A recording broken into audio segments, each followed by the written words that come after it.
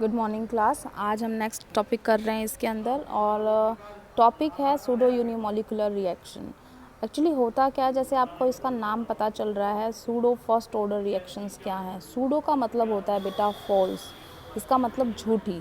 First order reaction मतलब जो first order reaction को फॉलो कर रही हैं। इसका मतलब हो क्या रहा है कि एक्चुअली इसके जो रिएक्टेंट्स हैं वो दो हैं, लेकिन हम एज्यूम कर रहे हैं कि इसका सेकंड ऑर्डर होना चाहिए क्योंकि दोनों ही ज़रूरी हैं, दोनों की वजह से रिएक्शन हो रही है।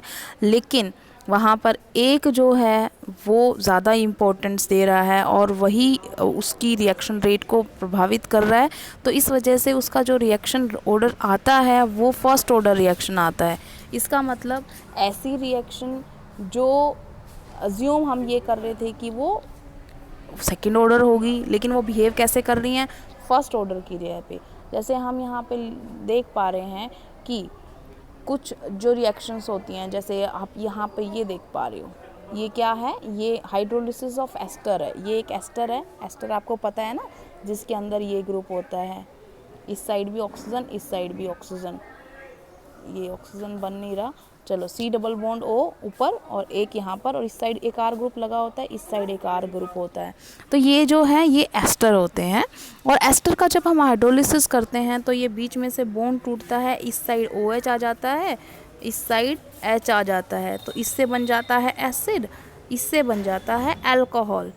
तो जब भी हम किसी एस्टर का हाइड्रोलिसिस करते हैं तो यही रिएक्शन हमने नॉर्मल किसी भी एस्टर के लिए लिख सकते हैं, लेकिन यहाँ पे जो दिया हुआ है वो है इथाइल एसीटेट।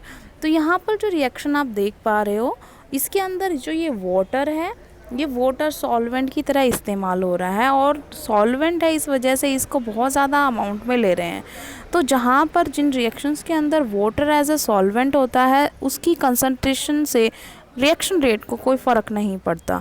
इसका मतलब किसकी रिएक्शन से फ़र्क पड़ेगा, रिएक्शन रेट पे फ़र्क पड़ेगा सिर्फ जो दूसरा रिएक्टेंट है उसकी वजह से, और इसी वजह से सिर्फ उस पे डिपेंड करेगी, उसके कंसंट्रेशन पे डिपेंड करेगी रिएक्शन रेट, और इस वजह से उसको हम बोलते हैं कि वो फर्स्ट ऑर्डर फॉलो कर रही है।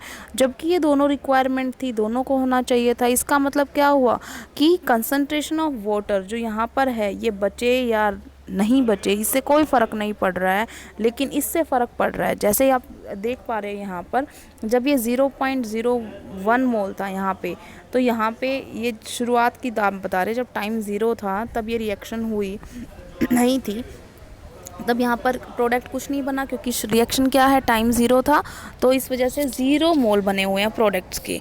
लेकिन कुछ टाइम बाद जब ये बिल्कुल ख़त्म हो गया, तो बस रिएक्शन उतनी होगी जितना ये रिएक्टेंट था। तो ये देखो इतने ही रिएक्टेंट के बने हैं, एक एसिड बना है, एक अल्कोहल बना है, वो उतना ही बना है जितना पहला रिएक्टेंट मौजूद था। इसका मतलब इसके होने से ना होने से कोई फ़र्क नहीं पड़ रहा। तो ये जो रिएक्शन होती है, ये फॉलो कौन सा ऑर्डर कर रही है, फर्स्ट ऑर्डर कर रही है, जबकि अज्यूम ये किया गया था कि ये सेकेंड ऑर्डर रिएक्शन करेगी। इसका मतलब सूडो फर्स्ट ऑर्डर रिएक्शंस क्या होती हैं, those reaction which are assume to having high order reactions but they are found to follow first order kinetics. ठीक है ना। तो इसका मतलब क्या होता है, वो हायर ऑर्डर एक्सपेक्ट किया था हमने, बट वो ज़्यादातर क्या होती हैं, वो फर्स्ट ऑर्डर फॉलो करती हैं। जिनके अंदर भी वाटर एज ए सॉल्वेंट, आप समझ जाओ कि वो pseudo first order kinetics follow करेंगी। तो यहाँ पर जैसे आपको दूसरी रिएक्शन दिखाई दे रही है, ये शुगर है, केन शुगर, जो चीनी भी आप बोल सकते हो। चीनी में पानी मिलाएंगे तो क्या हो जाएगा, या हाइड्रोलिसिस करेंगे तो क्या हो जाएगा, हाइड्रोलिसिस का मतलब पानी के अंदर थोड़ा सा एसिड, ठीक है, तो ब्रेक डाउन हो जाएगा, और एक ग्लूकोज और एक फ्रक्टोज, क्योंकि आपको पता है जो सुक्रोज होता है, चीनी जो होती है, वो ग्लूकोज और फ्रक्टोज के मिलने से बनती है। तो यहाँ पर जैसे ही आपने हाइड्रोलिसिस किया, बॉन्ड ब्रेक हो गया और ग्लूकोज अलग हो गया और फ्रक्टोज अलग हो गया। तो यहाँ पर ये ग्लूकोज अलग है, फ्रक्टोज अलग हो गया। तो यहाँ पर सिर्फ इसकी कंसंट्रेशन से इफ़ेक्ट पड़ेगा, इसकी कंसंट्रेशन से इफ़ेक्ट नहीं पड़ेगा। ठीक है, तो ये ध्यान रखना, जब फर्स्ट सॉल्वेंट जो होता है वो वाटर होता है, एक्सेस में होता है, तो वो काउंट नहीं करेगा। इसका मतलब एक्सेस इसलिए बोल रही हूँ कि वो ज़्यादा अमाउंट है उसके, वो ख़त्म हो जाएगा, तो ख़त्म तो होने नहीं वाला, क्योंकि वो एक्सेस में लिया है, सॉल्वेंट है, सॉल्वेंट्स हमेशा क्या होता है, ज़्यादा होता है। तो सॉल्वेंट जब होगा ना, तब आपने उसको सूडो फर्स्ट ऑर्डर काइनेटिक्स में भेजना है। तो अब आते हैं हम दूसरा टॉपिक जो है temperature dependence on the rate of a reaction. ये आपको मैंने फैक्टर्स अफेक्टिंग में करवाया था कि जैसे जैसे टेम्परेचर बढ़ेगा रेट ऑफ रिएक्शन भी बढ़ेगा। और अप्रॉक्सीमेट मैंने बोला था कि 10 डिग्री सेल्सियस राइज करते हैं हम टेम्परेचर तो अप्रॉक्सीमेट डबल हो जाता है रेट ऑफ रिएक्शन।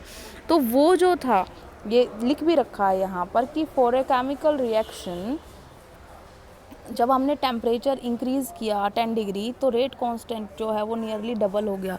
अब रेट कांस्टेंट डबल होगा तो रेट भी तो बढ़ेगा ना। तो इसका मतलब क्या हुआ कि जो वो रेट ऑफ रिएक्शन बढ़ रहा था वो किसकी वजह से बढ़ रहा था, रेट कांस्टेंट की वैल्यू चेंज हो रही थी। तो रेट कांस्टेंट की वैल्यू कैसे चेंज होती है, किस किस डेरिवेशन से हम ये बता सकते हैं कितना रेट कांस्टेंट की वैल्यू कितने टेम्परेचर पर क्या होगी। इसके लिए अरेनियस साइंटिस्ट उन्होंने एक इक्वेशन डिराइव की है जिससे हम ये पता लगा सकते हैं कि टेम्परेचर के बढ़ने घटने से क्या फ़र्क पड़ता है। तो यहाँ पर जो आप देख पा रहे हैं ये जो इक्वेशन अरेनियस ने दी थी वो हम देख पा रहे हैं, ये रही। तो ये है Arrhenius equation, K is equal to A E minus E A by R T उसकी पावर है। यहाँ पर जो आपको A दिखाई दे रहा है ये अरेनियस फैक्टर और द फ्रिक्वेंसी फैक्टर है जो कांस्टेंट होता है, ठीक है। इसको प्री एक्सपोनेंशियल फैक्टर इसलिए बोलते हैं क्योंकि ये टर्म क्या है, एक्सपोनेंशियल, तो उससे पहले आया है। तो जो पहले आता है तो नाम के आगे क्या लग जाएगा, प्री। तो प्री एक्सपोनेंशियल फैक्टर, और ये क्या हमारा एक्सपोनेंशियल फैक्टर है जो रेज टू पावर दिखा रहा है, ये क्या है इसके अंदर। तो ये जो E माइनस ई ए दिखाई दे रहा है, ई ए का मतलब होता है बेटा एक्टिवेशन एनर्जी। एक्टिवेशन एनर्जी इसका मतलब वो एनर्जी जो रिएक्टेंट को चाहिए ताकि वो प्रोडक्ट में बदल सके, ठीक है ना, रिएक्शन कैरिड आउट करने के लिए। आर जो होता है वो गैस कांस्टेंट होता है जिसकी वैल्यू आपको पता होती है। टी जो होता है वो आपका टेम्परेचर है जिस टेम्परेचर पे आप वो कैरिड आउट करवा रहे हो। तो यहाँ पे ये अरेनियस इक्वेशन से हम ये निकाल सकते हैं कि K की कितनी वैल्यू होती है टेम्परेचर के हिसाब से, टेम्परेचर चेंज होने से कितना बदलाव आएगा। उसके बाद यहाँ पे हम एक्टिवेशन एनर्जी को समझने के लिए समझते हैं कि एक्टिवेशन एनर्जी क्या होती है। जैसे फॉर एग्जांपल ये एक ग्राफ दिखाया है, अगर आप सही देख पा रहे हो तो यहाँ पर ये जो रिएक्शन है ये दिखाई है ये वाली, ठीक है ना। शुरुआत में रिएक्शन जो दिखाई थी ये हमारे क्या है, ये रिएक्टेंट है। रिएक्टेंट मतलब क्या है, H2 प्लस I2। हमारा प्रोडक्ट क्या बना, 2HI। तो ये रिएक्शन कैसे हुई वो हम बता रहे हैं कि ये रिएक्शन कैसे हुई। तो H2 तो मतलब ये हो गया, I2 ये हो गया। तो H2 I2 थे पहले अलग अलग थे, एक इंटरमीडिएट स्टेज आई जब क्या हुआ, ये बॉन्ड क्या हो गए, ब्रेक होने शुरू हो गए और इनके बीच में क्या हो गया, बॉन्ड बनना शुरू हो गया। और प्रोडक्ट जब बनेंगे जब ये वाले बॉन्ड बिल्कुल पूरी तरीके से टूट जाएंगे और नए बॉन्ड पूरी तरीके से बन जाएंगे, तो इसका मतलब 2 moles of HI will be formed, ठीक है। अब इसको हम रिएक्शन को ग्राफ की वजह से समझते हैं। तो शुरुआत में हमारे पास क्या था बेटा, H2 plus I2 as a reactants थे, ठीक है। बना क्या, हमारा प्रोडक्ट बना। तो ये जो आपका इंटरमीडिएट स्टेज जो आ रही है, ये जो कॉम्प्लेक्स बन रहा है, इसके बनने के लिए, उसके बनने के बाद ही तो प्रोडक्ट बनेगा ना। तो ये बनने के लिए कितनी एनर्जी रिक्वायर चाहिए, तो ये जो रिक्वायरमेंट होती है इसे हम बोलते हैं एक्टिवेशन एनर्जी। तो activation energy is the energy required by the reactants to form या to convert into the products. इसका मतलब ये रिएक्टेंट्स को कितनी एनर्जी प्रोवाइड की जाए ताकि वो किस में बदल जाएंगे, वो कॉम्प्लेक्स बना लेंगे, और उसके बाद इस बैरियर को अगर इन्होंने क्रॉस कर लिया तो फिर वो क्या बना लेंगे, वो प्रोडक्ट बना लेंगे। इसका मतलब एक्टिवेशन एनर्जी किसी भी रिएक्शन के लिए बहुत ज़रूरी है, ठीक है ना। अब हमने टेम्परेचर बढ़ा दिया, अब तुम इस बात को समझने की कोशिश करो, हमने टेम्परेचर बढ़ा दिया तो टेम्परेचर बढ़ाने से इसमें हेल्प मिल रही है ना, ये वाली टेम्परेचर बढ़ जाएगा तो ये वाली वैल्यू क्या हो जाएगी, कम हो जाएगी, तो जल्दी अचीव की जाएगी, ठीक है। तो ये एक्टिवेशन एनर्जी आराम से अचीव हो जाती है।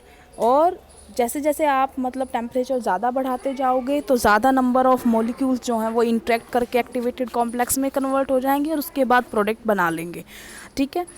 तो ये हमारा हो गया एक्टिवेशन एनर्जी समझने का। तो इसका मतलब हमारा ये भी आ गया, energy required to form this intermediate called activation energy. ये हमने पहले ही कर लिया था, इसका प्लॉट भी पढ़ लिया है। अब बात करते हैं हम क्या कि डेरिवेशन के हिसाब से कैसे निकालेंगे कि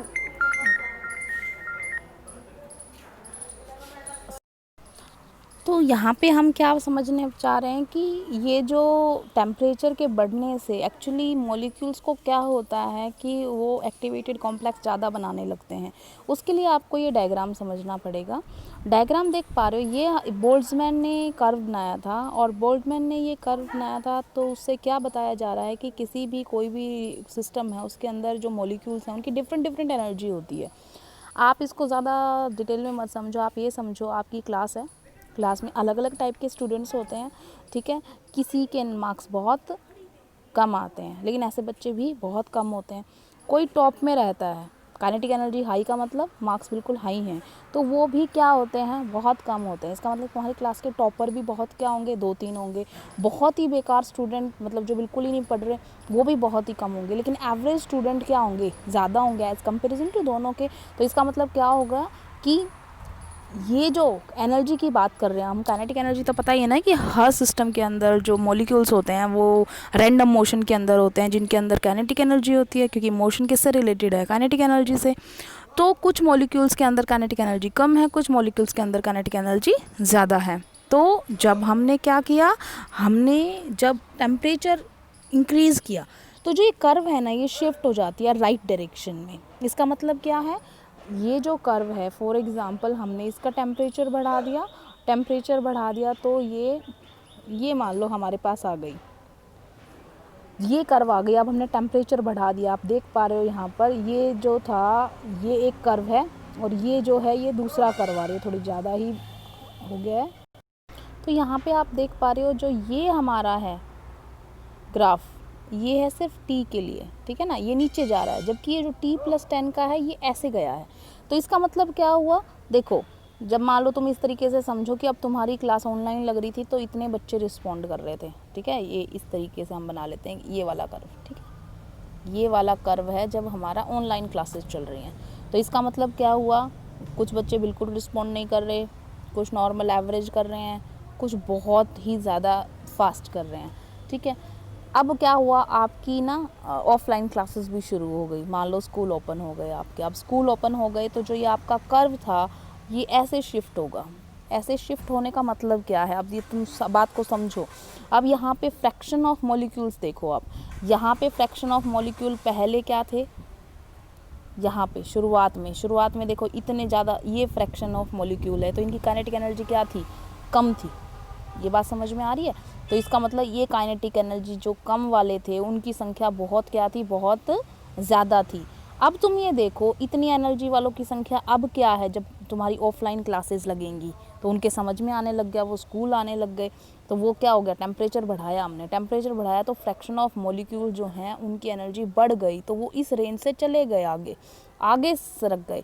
जो एवरेज वाले थे वो और आगे चले गए, और जो टॉपर थे वो और आगे चले गए। इसका मतलब अब तुम्हारी क्लास में टॉपर्स की संख्या बढ़ेगी। अगर हम ऑफलाइन क्लासेस लगाएंगे तो मान लो तुम्हारी क्लास में 3 टॉपर आ रहे हैं, तो हो सकता है अब 6 या 8 टॉपर निकल के आ जाएं सामने, ठीक है। तो इसका मतलब क्या हो गया, ये जो कर्व होता है ये डाउन हो जाता है और शिफ्ट हो जाता है राइट डायरेक्शन में, ठीक है। तो इस तरीके से हम ये बता सकते हैं कि टेम्परेचर के बढ़ने से जो काइनेटिक एनर्जी में बदलाव हो रहा है उसी वजह से रेट ऑफ रिएक्शन बढ़ रहा है, ठीक है। तो जैसे जैसे हम टेम्परेचर बढ़ाएंगे, ज़्यादा के ज़्यादा जो फ्रैक्शन ऑफ मॉलिक्यूल्स हैं वो उनकी एनर्जी बढ़ेगी, जिसकी वजह से वो ज़्यादा एनर्जी के साथ कोलाइड करेंगे, और उस एनर्जी जो एक्टिवेशन एनर्जी का बैरियर था उस ग्राफ में समझाया था आपको, वो ज़्यादा से ज़्यादा मॉलिक्यूल उसको क्रॉस कर देंगे तो प्रोडक्ट बना लेंगे। इसी वजह से रिएक्शन रेट बढ़ जाता है, ठीक है। ये आपको यहाँ पे मिल जाएगा, increasing the temperature of the substance increases the fraction of molecules which collide with energy greater than activation energy.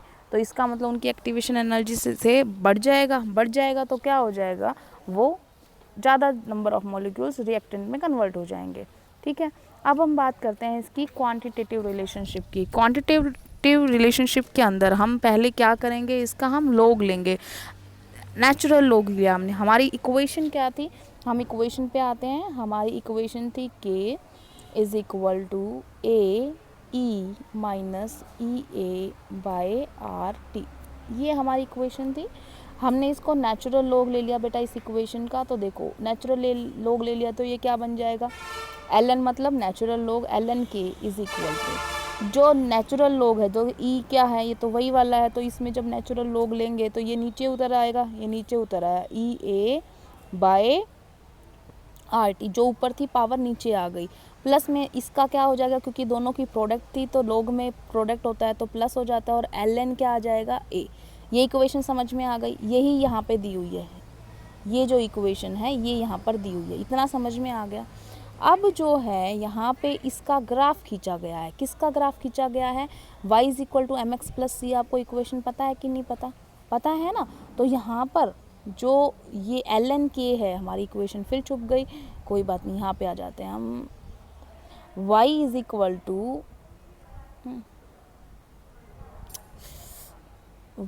Equal to ये क्या हो गया हमारा, पूरे में ये एम एक्स है टोटल, इसमें x हमारा हो जाएगा टेम्परेचर 1/t करके, एल एन बाय ए क्या आ जाएगा हमारा c। तो अब इसको ध्यान से समझो, देखो 1/t बोला था मैंने, ये क्या बन गया x, एल एन के बन गया हमारा y, स्लोप क्या आ जाएगा हमारा माइनस ई बाई आर, और इंटरसेप्ट क्या आ जाएगा एल एन ए। जब ग्राफ खींचा तो डायरेक्ट रिलेशनशिप है कि डाउन आएगा।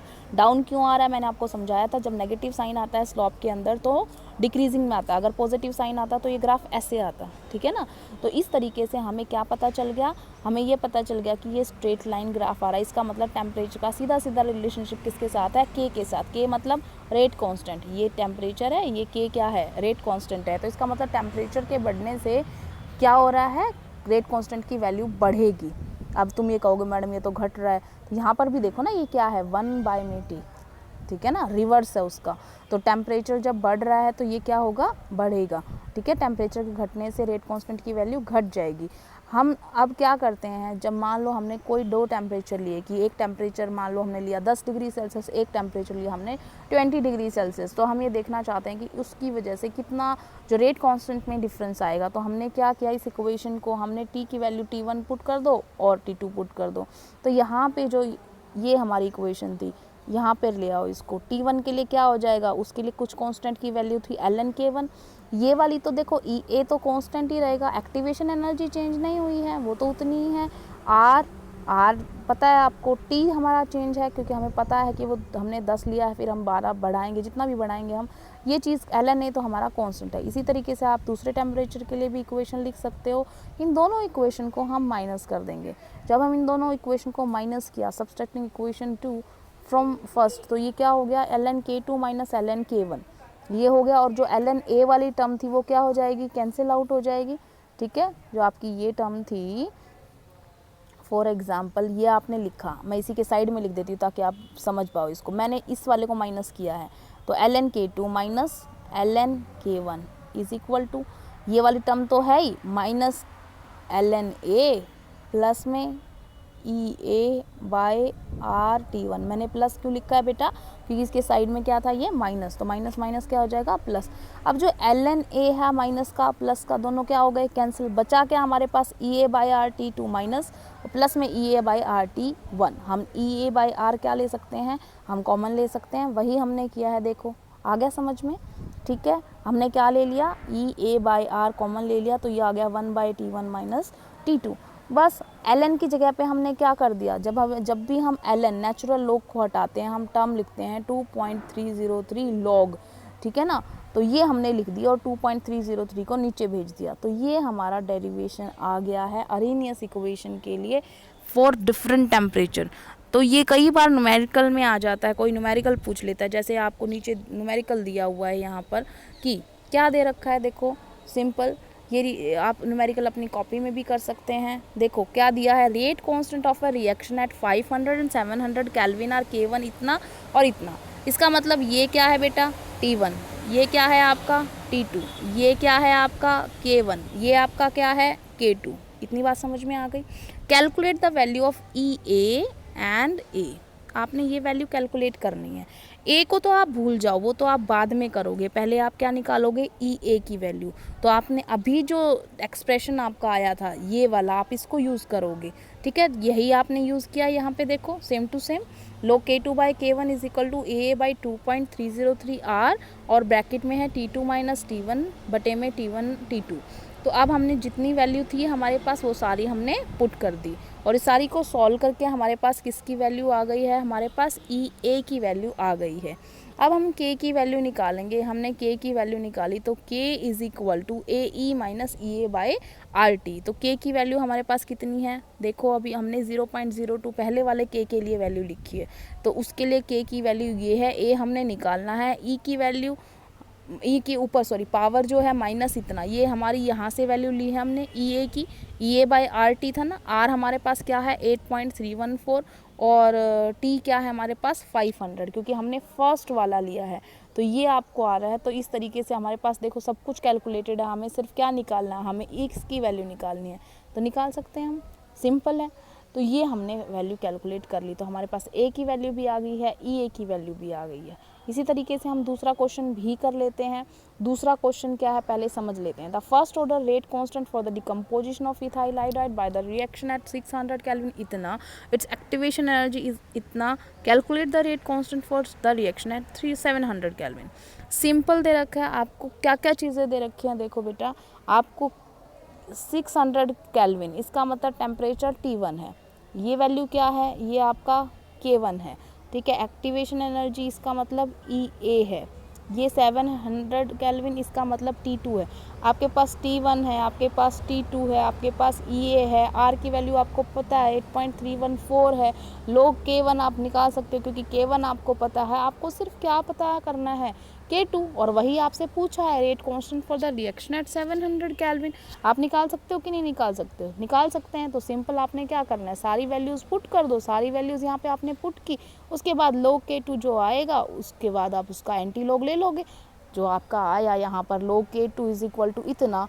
आप अब क्या करोगे, K2 निकालने के लिए क्या करोगे, एंटी लॉग ऑफ -2.197, और जब आप इसका एंटी लॉग ढूंढोगे तो आप ये जो 2 है ये तो पावर चली जाएगी, तो आगे 10 की पावर -3, क्योंकि -2 है तो बढ़ के जाती है एक, तो -3 हो गया, और 19 का आप साथ में देखोगे तो यही आएगा 6.36, ठीक है। तो इस तरीके से आपके न्यूमेरिकल आ सकते हैं।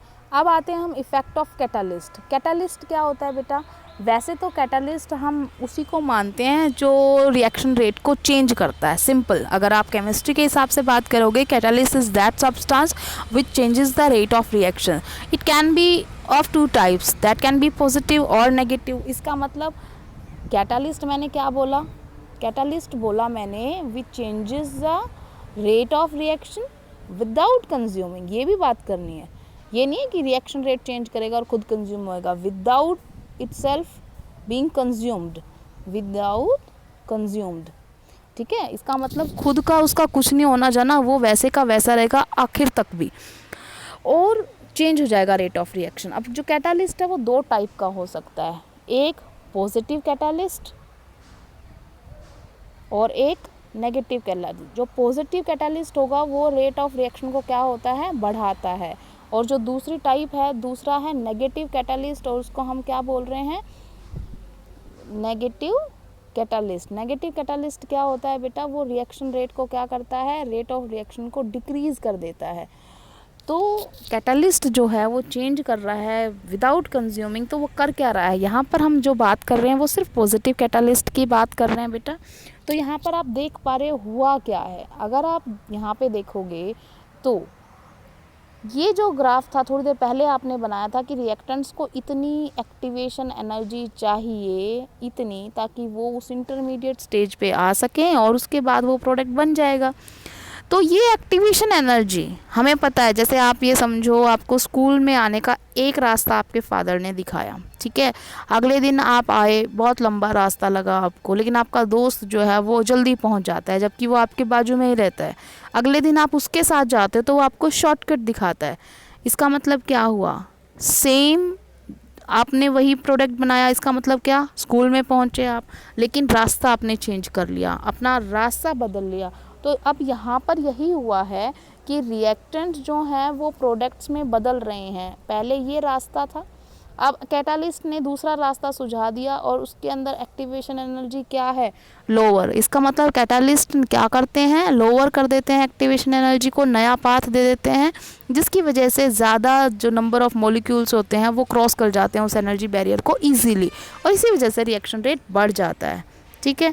तो इस तरीके से हमें पता चला कि कैटालिस्ट जो है वो अल्टरनेट पाथवे और रिएक्शन मैकेनिज्म देता है, जिसकी वजह से एक्टिवेशन एनर्जी जो है वो रिएक्टेंट की थोड़ी सी रिक्वायरमेंट कम हो जाती है, जिसकी वजह से ज़्यादा जो है वो प्रोडक्ट में चेंज हो जाते हैं। तो ये आप यहाँ से भी लिख सकते हैं, जब आपको नोट्स बनाने, आपकी बुक में सब कुछ मिलता है, आप आराम से इजीली नोट्स बना सकते हो। तो यहाँ पे दे रखा है कि catalyst provides an alternate pathway और reaction mechanism by reducing the activation energy between reactants and products and hence lowering the potential energy barrier. इसका मतलब वो एक्टिवेशन एनर्जी या पोटेंशियल एनर्जी बैरियर है उसको नीचे ले आता है कोई अल्टरनेटिव या दूसरा पाथवे देकर, जिसकी वजह से ज़्यादा नंबर ऑफ मॉलिक्यूल प्रोडक्ट में चेंज हो जाते हैं। तो इस तरीके से जो क्या करता है वो कैटलिस्ट काम करता है। अब हम लास्ट में आते हैं बेटा collision theory of chemical reaction. Collision theory क्या होती है, हालांकि ये आपके सिलेबस से आई थिंक हट गई है, लेकिन फिर भी एक बार सिंपल सा है, कुछ नहीं है। आपको बायो ये मॉलिक्यूलैरिटी याद होगी। मॉलिक्यूलैरिटी क्या थी बेटा, नंबर ऑफ एटम्स आयंस और molecules which collide to form products, ठीक है ना। तो जो नंबर ऑफ मॉलिक्यूल्स या एटम्स या आयंस से जो कोलाइड होके वो प्रोडक्ट में बदल जाते थे, तो ऐसा ज़रूरी तो नहीं है ना कि हर जो कॉलिजन होता है वो परफेक्ट कॉलिजन हो, हर कॉलिजन के बाद प्रोडक्ट बने, ये ज़रूरी नहीं है। कोई परफेक्ट चीज़ें की रिक्वायरमेंट होती हैं जिसके होने के बाद ही रिएक्शन होती है, ठीक है ना, उसके बाद ही वो प्रोडक्ट में कन्वर्ट होता है। तो कॉलिजन थ्योरी के हिसाब से जब भी कोई रिएक्टेंट के मॉलिक्यूल्स या जो भी पार्टिकल्स हैं वो कोलाइड करते हैं, तो अगर वो सही कॉलिजन हुआ, परफेक्ट कॉलिजन हुआ तो ही प्रोडक्ट होंगे, अगर वो परफेक्ट कॉलिजन नहीं हुआ तो प्रोडक्ट फॉर्म नहीं होंगे। ये कॉलिजन थ्योरी कह रही है। और कॉलिजन थ्योरी के अंदर ये चीज़ आई है, ये क्या है मैं बता देती हूँ, जो हेडिंग से आई है, the number of collision per second per unit volume of the reaction mixture is known as collision frequency.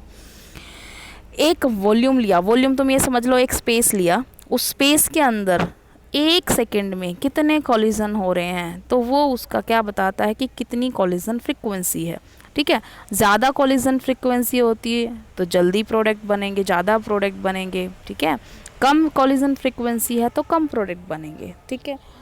तो ये जो आपको दिखाई दे रहा है ये एक्सप्रेशन से ये कॉलिजन जो है फ्रीक्वेंसी, इससे भी फ़र्क पड़ता है। और ये बताया था कि rate is equal to ZAB/E तो यहाँ पे जो ZAB आपको दिखाई दे रहा है ये कॉलिजन फ्रीक्वेंसी दिखा रहा है किसी भी रिएक्टेंट के लिए। AB का मतलब A और B रिएक्टेंट के लिए उसकी कॉलिजन फ्रीक्वेंसी दिखा रहा है। इसका मतलब कॉलिजन ज़्यादा होगा तो रेट ऑफ रिएक्शन भी ज़्यादा होगा। तो सिंपल सी बात है, जब हम ये कह रहे हैं कि कॉलिजन होने से ही प्रोडक्ट बनेगा और कॉलिजन नहीं हो रहा तो प्रोडक्ट नहीं फॉर्म होगा, तो अगर एक डिब्बे के अंदर 10 मॉलिक्यूल टकरा रहे हैं और एक के अंदर 100 मॉलिक्यूल टकरा रहे हैं, तो इसका मतलब 100 मॉलिक्यूल वाले के अंदर रेट ऑफ रिएक्शन ज़्यादा होगा। ये सिंपल सी बात है, इसी वजह से ये इसका एक्सप्रेशन आया था। लेकिन बात ये है कि क्या सारे कोलिजन इफ़ेक्टिव होते हैं, तो no. Effective collision, perfect collision जिसको हम बोल रहे हैं, तो वो इफ़ेक्टिव कोलिजन तभी होगा जिसकी वजह से प्रोडक्ट बनेगा, वही इफ़ेक्टिव कोलिजन कहा जाएगा। तो इफ़ेक्टिव कोलिजन करने के लिए 2 रिक्वायरमेंट होती हैं बेटा। एक तो प्रॉपर ओरिएंटेशन होनी चाहिए, ठीक है। प्रॉपर ओरिएंटेशन इसका मतलब सही जगह से आना चाहिए उसको, ठीक है। जैसे फॉर एग्ज़ाम्पल हम कोई कोलिजन को देख रहे हैं, ठीक है, और उसके पास एनर्जी तो है। 2 फैक्टर होते हैं बेटा, एक होती है एनर्जी, उसके पास कितनी एनर्जी से टकरा रहा है, ठीक है, और दूसरा होता है ओरिएंटेशन। एनर्जी फैक्टर तो आपको समझ में आ गया, अभी एक्टिवेशन एनर्जी आपको बताई थी, वही है कि एक्टिवेशन एनर्जी के ज़्यादा है तो वो प्रोडक्ट बना देगा, नहीं है कम है तो वो नहीं बनाएगा, ये तो आपको समझ में आ गई। लेकिन अगर उसके पास एनर्जी भी पूरी है जितनी उसे चाहिए एक प्रोडक्ट बनाने के लिए, लेकिन वो डायरेक्शन गलत ले रहा है, तो डायरेक्शन मतलब ओरिएंटेशन, कहाँ से कैसे टक्कर मार रहा है, तो कैसे कोलिजन करेगा, उसकी क्या ओरिएंटेशन होगी, इससे भी फ़र्क पड़ता है। अगर प्रॉपर ओरिएंटेशन होगी तो ही रिएक्टेंट मॉलिक्यूल्स के बॉन्ड टूटेंगे और तभी वो प्रोडक्ट्स में चेंज होंगे। अगर ऐसा कुछ हुआ कोलिजन की वो वापस ही चला गया रिएक्टेंट टकरा के, तो फिर फ़ायदा ही नहीं है, वो प्रोडक्ट में बनेगा ही नहीं। इसका मतलब एक इफ़ेक्टिव कोलिजन पर, जिसकी वजह से इफ़ेक्टिव कोलिजन किसे बोल रहे हैं, that collision which result into a product, ठीक है। तो इफेक्टिव कोलिजन के लिए दो रिक्वायरमेंट, एक एनर्जी फैक्टर और एक ओरिएंटेशन फैक्टर। जब ये दोनों फैक्टर होते हैं तो ही प्रोडक्ट फॉर्मेशन होती है। तो इस तरीके से हमने ये पता लगाया कि जो कोलिजन होते हैं तो वो सारे के सारे इफ़ेक्टिव नहीं होते, क्योंकि अगर सारे इफ़ेक्टिव होंगे तो हर कोलिजन से प्रोडक्ट बनता है, लेकिन ऐसा पॉसिबल नहीं होता है। कई बार इनइफेक्टिव कोलिजन भी होते हैं, किसी के पास एनर्जी कम होती है, किसी के पास ओरिएंटेशन नहीं होती है, तो ऐसे के अंदर कोलिजन जो है वो इफ़ेक्टिव नहीं होगा, तो वो प्रोडक्ट फॉर्मेशन नहीं होगी। बेटा जो मैंने आज कराया है वो आपका रह रहा था इस चैप्टर में, वो मैंने आपको सारा ही करा दिया है आज। तो आपका चैप्टर आज ख़त्म हो गया है। ये जो टॉपिक्स थे ये आपके इस नए सिलेबस के हिसाब से छोड़ रखे हैं, बट ये इतना टिपिकल मुश्किल नहीं है कि आपको समझना है। आप फिर भी एक बार इनको अपनी कॉपी में लिख लेना, और अगर आपको कोई दिक्कत आती है तो आप मुझे फ़ोन करके बता सकते हैं। आपका काम मेरे पास बेटा शाम के 6 बजे तक पहुंच जाना चाहिए। Thank you class.